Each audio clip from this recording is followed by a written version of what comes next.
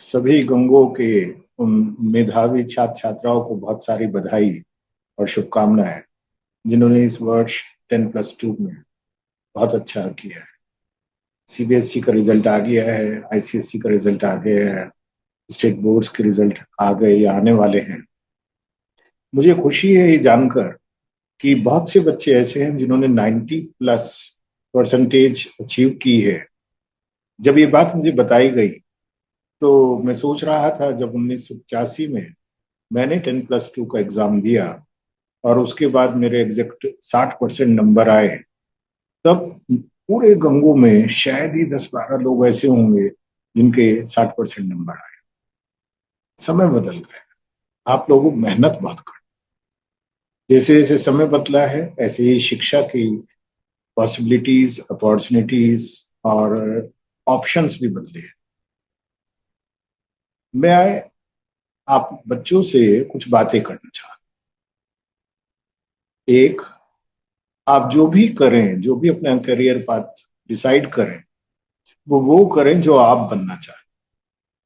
अक्सर होता यह है कि माता पिता के कहने पर, यार दोस्तों के कहने पर, समाज के कहने पर हम ये डिसाइड कर लेते हैं कि हमें ये बनना है, ये करना है, और बाद में दुखी भी होते हैं। मुझे भी बहुत साल लगे ये तय करने में मेरा एक्चुअल पाथ क्या है। पहले बीएससी की, फिर कहीं और गए, फिर कहीं और गए। उसके बाद ये पाया कि नहीं, हमें कुछ और नहीं, कुछ और करना।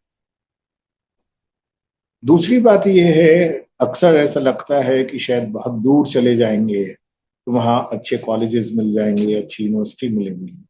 ऐसा भी नहीं। हमारे अपने क्षेत्र गंगों में एक बहुत अच्छा विश्वविद्यालय है, शोभित विश्वविद्यालय।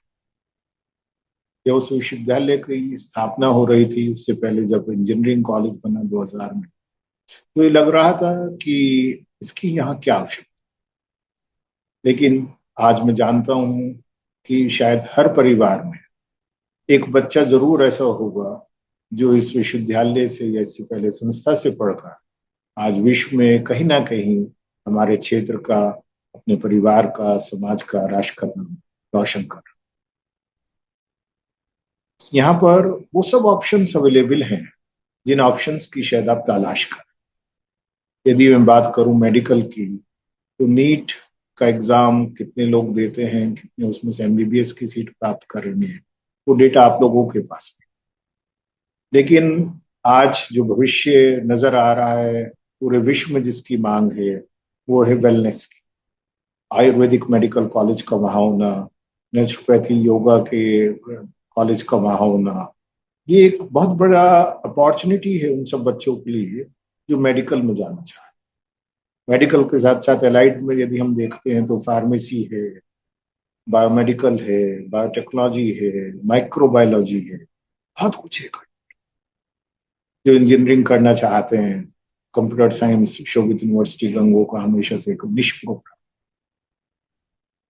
सारे विश्व में है हमारे इंजीनियर। तो यदि आप चाहते हैं, मैं चाहूंगा आप उसे भी एक्सप्लोर। यदि आप ह्यूमैनिटीज या लिबरल आर्ट में जाना चाहते हैं, उसकी अपॉर्चुनिटीज। कुछ ऐसे एरियाज हैं जो बहुत ज्यादा एक्सप्लोर नहीं हो रहे हैं, वो है बीएससी एग्रीकल्चर।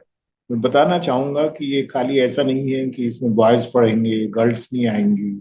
एक यदि हम नेशनल डेटा को देखते हैं तो करीब 40% एंड अबव गर्ल्स पूरे देश में बीएससी एग्रीकल्चर ऑनर्स कर रही। क्योंकि बीएससी एग्रीकल्चर का मतलब आज खेती करना ही नहीं है। बीएससी एग्रीकल्चर के बाद बहुत सारे एग्रीटेक्स हैं, बहुत सारे स्टार्टअप्स आ रहे हैं, बहुत सारी नई संभावनाएं आ रही हैं, जिन्हें आप जैसे युवा ही एक्सप्लोर करेंगे, एक्सप्लॉइट करेंगे और देश के लिए आगे ले। इंटीग्रेटेड एलएलबी भी ऐसे ही एक प्रोग्राम है जिसकी संभावनाएं बहुत ज्यादा हैं। आज देश को बहुत अच्छे वकीलों की जरूरत है। 5 साल का 10+2 के बाद का ये प्रोग्राम एक बहुत अच्छा प्रोग्राम है उन बच्चों के लिए, स्पेशली मुझे लगता है बेटियों के लिए बहुत अच्छा, जिसे वो कर सकते। तो मैं ये चाहूंगा कि हम कोई भी डिसीजन लें, हम कहीं भी पढ़ने जाएं, लेकिन उससे पहले हम अपनी यूनिवर्सिटी में जाकर एक बार बातचीत करें। यदि एडमिशन नहीं तो सलाह मिले। दूसरे बहुत सारे स्कॉलरशिप्स छात्रवृत्ति वहां पर हैं, आदर्श शिक्षा सम्मान के नाम पर हैं, बाबू जयंत जी के नाम पर हैं।